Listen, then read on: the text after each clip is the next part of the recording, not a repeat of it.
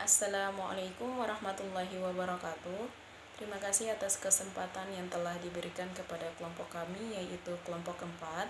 Jadi saya Fauzia Hamzah sebagai perwakilan dari kedua teman kelompok saya yang lain, yaitu M. Fadel A. Ismail dan Asdian Samsudin, akan mempresentasikan materi tentang teori agensi atau teori keagenan.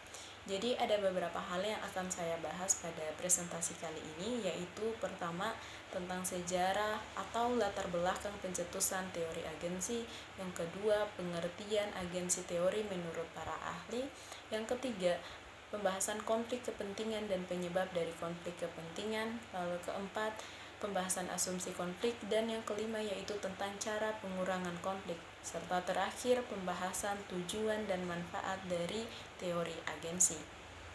Kita masuk pada pembahasan pertama, yaitu latar belakang dari pencetusan teori agensi. Teori ini bermula dari lingkungan bisnis yang semakin banyak pengelolaan atau manajemen perusahaan dipisahkan dengan kepemilikan perusahaan. Hal ini bertujuan agar pemilik dapat memaksimalkan keuntungan yang akan diterima, sehingga muncullah teori keagenan yang menjelaskan hubungan dua pihak antara prinsipal dan agen yang memiliki kepentingan yang berbeda, di mana teori agensi pertama kali dicetuskan oleh Jensen dan Maclean pada tahun 1976. Jensen menyatakan bahwa hubungan agensi terjadi saat satu orang atau lebih sebagai prinsipal mempekerjakan orang lain atau agen untuk memberikan suatu jasa dan kemudian mendelegasikan wewenang pengambilan keputusan, di mana prinsipal adalah pemilik saham atau investor dan yang dimaksud agen adalah manajemen yang mengelola perusahaan. Jadi, inti dari hubungan keagenan adalah adanya pemisahan fungsi antara kepemilikan di pihak investor dan pengendalian di pihak manajemen. Masuk pada pembahasan kedua, yaitu pengertian agensi teori menurut para ahli. Teori agensi menurut Jensen dan Smith merupakan konsep yang menjelaskan hubungan kontraktual antara prinsipal dan agen. Pihak prinsipal adalah pihak yang memberikan kewenangan kepada agen untuk melakukan semua kegiatan atas nama prinsipal dalam kapasitasnya sebagai pengambil keputusan. Sedangkan menurut Anthony dan Govinda Razan, teori agensi merupakan teori yang mendasari hubungan antara prinsipal dan agen dengan asumsi bahwa setiap individu termotivasi oleh kepentingannya masing-masing, sehingga dapat menimbulkan konflik antara prinsipal dan agen. Masuk pada pembahasan ketiga tentang konflik kepentingan dan penyebab konflik kepentingan.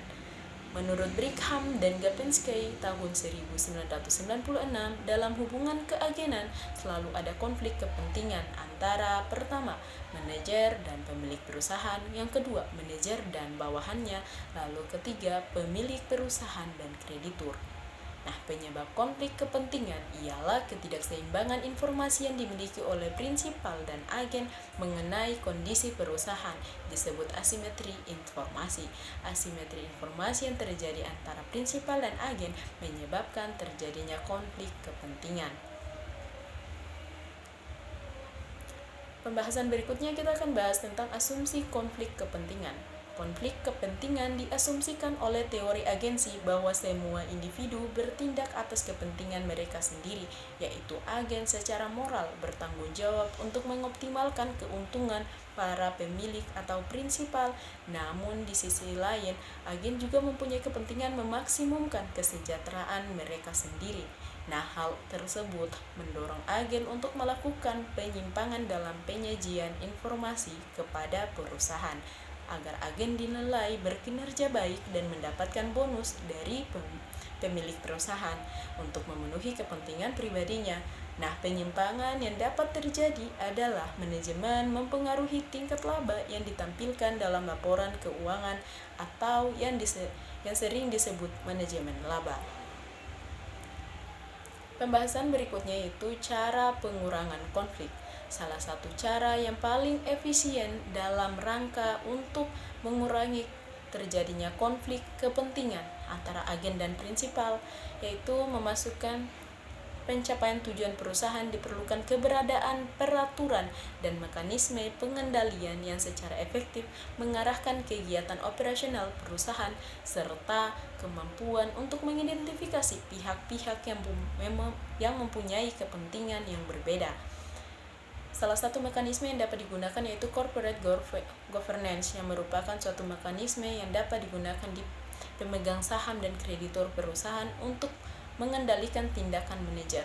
Corporate governance tersebut dapat berupa kepemilikan institusi, komisaris independen, kepemilikan manajerial, ataupun kualitas audit keagenan. Kita masuk pada pembahasan terakhir, yaitu tujuan dan manfaat dari teori agensi.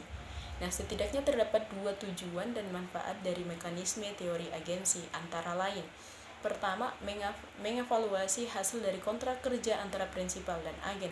Apakah kontrak kerja sama telah berjalan dengan apa yang telah disepakati atau tidak. Yang kedua, meningkatkan kemampuan baik prinsipal ataupun agen dalam mengevaluasi kondisi di mana sebuah keputusan harus diambil. Presentasi tadi menjadi penutup pada presentasi saya sebagai perwakilan dari kelompok 4. Ada banyak kata yang mungkin masih menjadi kekurangan pada pembahasan ini. Untuk itu saya memohon maaf.